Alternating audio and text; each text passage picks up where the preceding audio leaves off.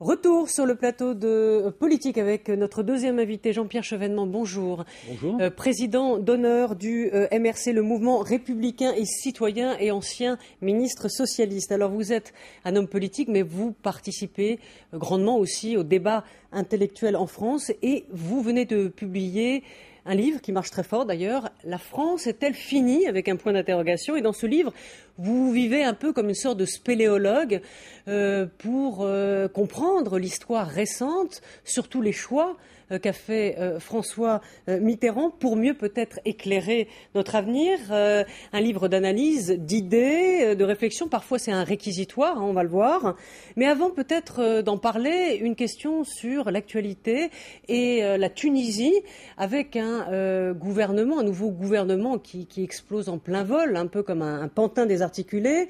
Dans ce gouvernement figuraient des anciens membres du régime de Ben Ali.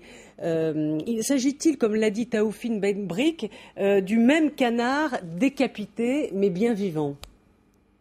Je ne crois pas. Il s'est passé quelque chose d'extraordinaire en Tunisie. Il ne s'agit pas de le dévaloriser. Il faut faire confiance au peuple tunisien, qui a une grande maturité. Il y a en Tunisie une jeunesse ardente. Il y a aussi des classes moyennes, nombreuses, éduquées. Et puis, il y a une armée qui a quand même donné toute la mesure de son sens des responsabilités en refusant de tirer sur la foule. Mais ils peuvent faire confiance à l'armée aujourd'hui, ce peuple tunisien? Oui, je crois. Je pense que l'armée tunisienne ne souhaite pas venir au pouvoir. Le général Rachid Amar pourrait être, bien entendu, le successeur de Ben Ali. Ce n'est pas souhaitable. Je pense que la Tunisie mérite un gouvernement civil. Oui. Et je n'ai pas à en dire plus, parce que la France n'a pas à intervenir dans les affaires intérieures du peuple tunisien. La Tunisie est un pays indépendant depuis 1956. Donc nous devons parler avec une certaine réserve, en respectant les choix qui sont faits. Alors réserve, on l'a vu, une réserve qui a été, plus qu'une réserve, qui a été critiquée. La crise tunisienne a révélé quand même une sorte de bug, de couac dans la politique extérieure française. On a entendu Michel Alliot-Marie, et ça fait scandale aujourd'hui, qui proposait ses services en matière répressive aux Tunisiens.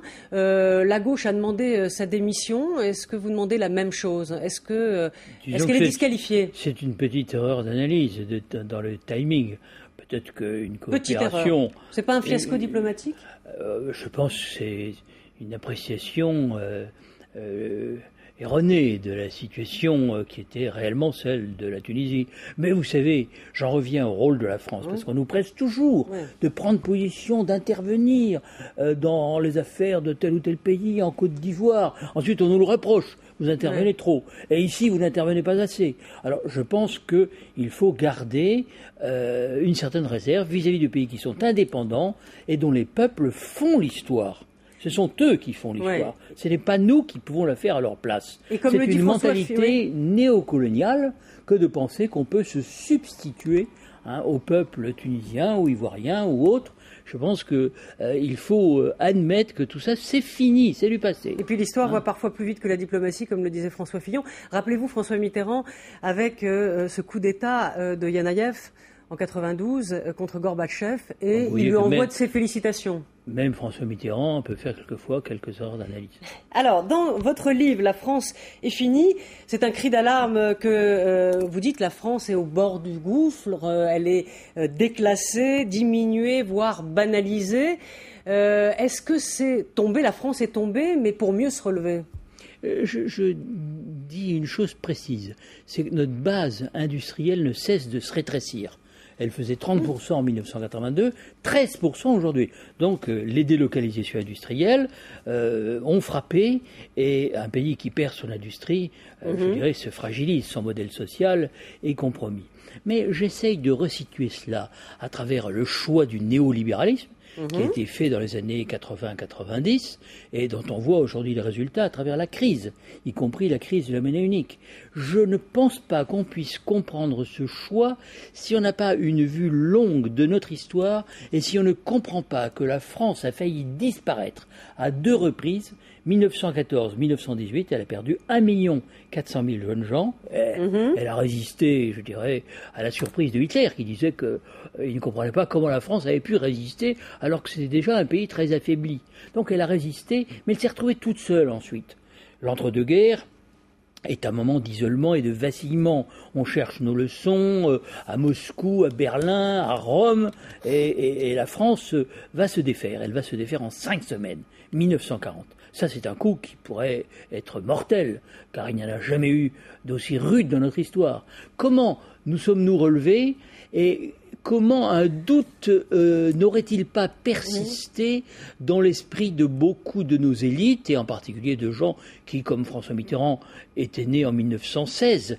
Je pense que le choix de l'Europe, le choix de cet au-delà des nations, doit beaucoup à ce doute que la France éprouvait sur elle-même. Alors justement, quand vous parlez du fameux tournant de la rigueur en 83, vous dites que ça trouve sa source dans ce défaitisme des années 40. Alors, expliquez-nous un petit peu.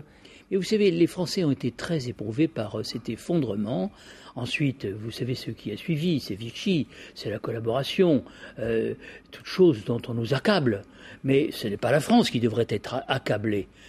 C'est le régime de Vichy lui-même, ceux qui ont capitulé, ceux qui sont les responsables de la défaite. Alors, ça nous amène à une rétrospective historique, et le sens de mon livre, c'est au fond d'apprendre aux Français à relire leur histoire, de telle manière qu'ils ne se sentent pas, acculés à la disparition, qu'ils comprennent mieux les raisons pour lesquelles la France s'est trouvée dans cette situation. Je rappelle qu'en 1936, Anglais et Américains nous ont dissuadés de réoccuper la rive gauche du Rhin quand nous pouvions le faire victorieusement face à Hitler. Donc relisons notre histoire. Donc attitude capitularde. Relisons notre histoire de manière moins pessimiste, ne sombrons pas dans une repentance tous azimuts.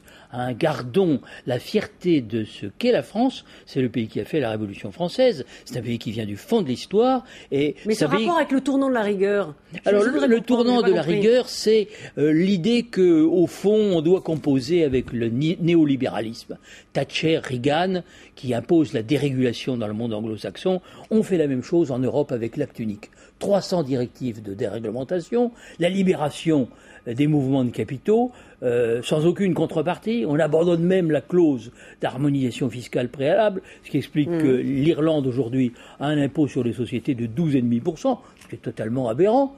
Voilà, on recule, on va finalement de mauvais compromis en mauvais compromis, et on ouvre la voie au capitalisme financier, à la dictature de l'actionnariat, aux délocalisations et à ce rétrécissement de notre base industrielle que j'évoquais tout à l'heure. Vous dites, la critique des choix de François Mitterrand, vous dites qu'il n'a pas vu venir la mondialisation et il s'est même converti, lui, au libéralisme. Je suis pas sûr qu'il soit converti au libéralisme, simplement il a pensé qu'il ne pouvait pas faire autrement. Un jour, il m'a dit, c'était en 1979, voyez-vous Jean-Pierre, la seule chose qui nous oppose, c'est que, contrairement à vous, hélas, je ne pense pas qu'à notre époque, la France puisse faire autre chose que passer à travers les gouttes. Je pense qu'il y avait ce pessimisme nourri par l'expérience historique, parce que j'essaye de comprendre entre les deux François guerres. Mitterrand. Je ne lui fais pas de procès, je ne cherche pas ce n'est pas un réquisitoire. J'essaie de comprendre son cheminement intérieur, que sur le moment je n'ai pas compris, puisque je me suis dissocié de ses choix en 1983 et puis en 1992 au moment du traité de Maastricht. Mais j'essaie de comprendre pourquoi il a fait ses choix. Alors que vous aviez fait le projet socialiste en 79 et sur le thème changer la vie, et vous lui mettiez le pied aussi à l'étrier, l'aider à prendre le pouvoir. Disons que Épinay, changer la vie en 72, tout ça c'était un projet national, optimiste, de transformation sociale de la France. Donc on a abandonné ce projet pour un autre projet qui était l'Europe, qui allait nous sauver, nous protéger, assurer la croissance, l'emploi. Ce serait merveilleux, comme l'au-delà chez Pascal. Voilà, alors vous dites que Mitterrand a fait fait un pari pascalien, c'est-à-dire Dieu est-il ou n'est-il pas, et il pensait qu'il pouvait tout parier. On a tout intérêt quand on parie, on peut tout gagner et on ne peut rien perdre. Mais qu'est-ce qu'on a perdu? Parce que Pascal fait un raisonnement de mathématicien. Il dit par rapport à l'infini, qui est Dieu, la vie terrestre n'est rien. Donc si vous pariez sur Dieu, vous gagnez tout et en fait vous ne perdez rien. Oui. Et François Mitterrand nous dit par rapport à la misère des nations, tel qu'on l'a vu pendant les 2 guerres mondiales, le choix de l'Europe, c'est vraiment un choix qui assure notre avenir, qui nous assure une sorte de félicité terrestre par rapport à ce que serait notre avenir prisonnier des étroites limites nationales.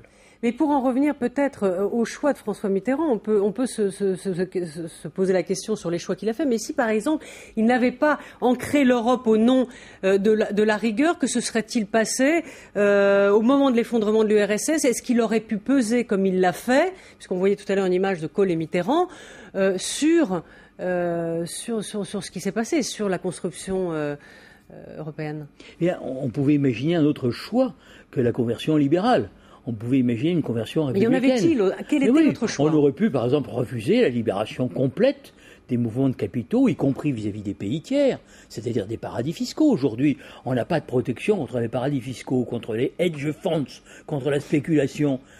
Et on n'avait pas besoin de renoncer à cette clause qui prévoyait une harmonisation fiscale préalable. Il y a des équilibres. On pouvait maintenir l'économie mixte, comme on dit.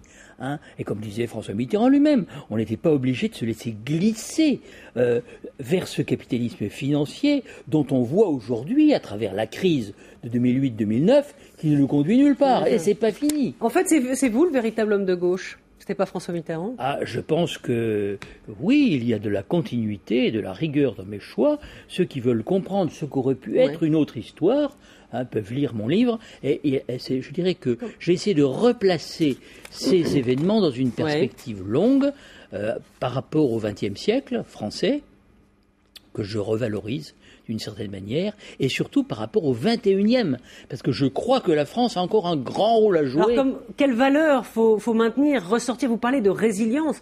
La résilience, c'est en psychanalyse, en tout cas, dont a parlé Cyrulnik, c'est retrouver la forme ancienne qu'on a connue. Comment? Avant le choc. Alors, la France a subi d'énormes chocs.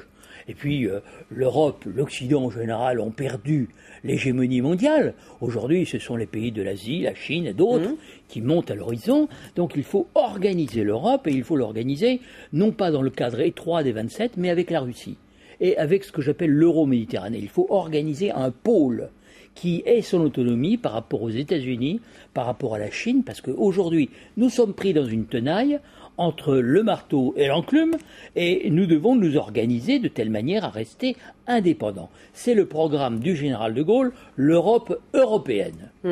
Est-ce que tout ça n'est pas un peu passéiste ? Pas du tout, je pense que c'est très moderniste, vous le voyez bien, il y a un certain rapprochement avec la Russie, et vous sentez bien que nous sommes très intéressés à ce qui se passe sur la rive sud de la Méditerranée. Nous ne pourrions pas voir sans inconvénient glisser un pays du Maghreb dans l'intégrisme islamique, c'est évident. Donc c'est notre intérêt bien compris.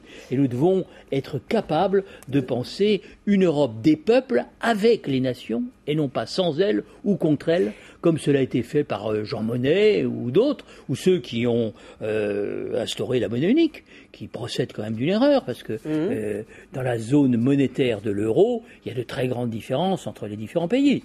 La Grèce n'est pas l'Allemagne. Et je pense que pour avoir méconnu cette hétérogénéité, nous avons la crise actuelle. Mais on ne va pas revenir au franc quand même.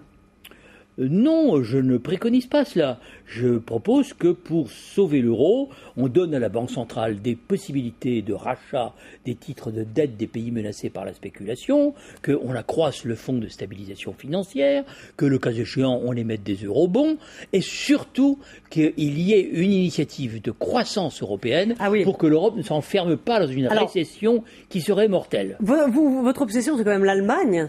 Vous en parlez beaucoup, mais vous essayez aussi, plus qu'aucun autre, de la comprendre.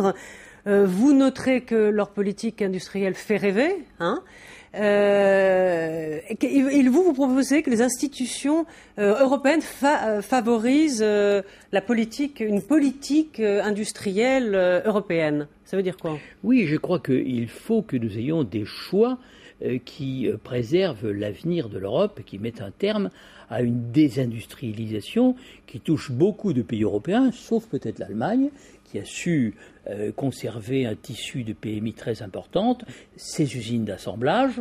Mais si je parle de l'Allemagne, c'est pas parce que je suis obsédé par l'Allemagne, c'est que l'Allemagne est le numéro 1 en Europe. Mais pourquoi ils ne souffrent pas de l'euro fort? Parce qu'ils ont acquis des monopoles techniques. Si vous voulez, leurs entreprises sont sur des niches technologiques, les biens d'équipement, la pharmacie, etc.